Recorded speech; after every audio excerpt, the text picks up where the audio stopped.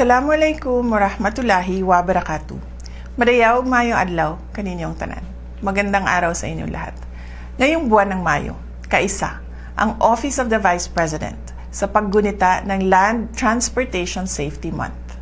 Sa ating mga drivers at riders, tandaan na ang ating pagmamaneho ay isang pribilehiyo na may kaakibat na malaking responsibilidad.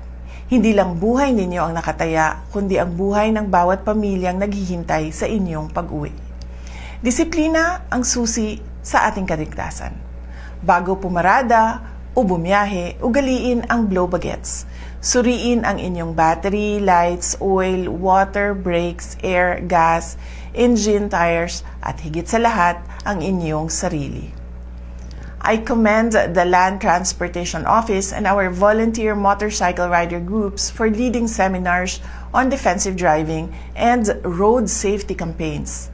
Ang inyong pakikilahok sa mga road safety seminars at vehicle inspections ay patunay ng inyong pagmamahal sa kapwa. To our riders, never forget your helmets. To our motorists, avoid distractions and never drink and drive. Bigyang halaga natin ang ating mga pedestrians at ang kaligtasan ng mga bata sa kalsada. Ang disiplina sa daan ay pagpapakita ng respeto sa buhay. Maging maingat tayo para sa ating pamilya.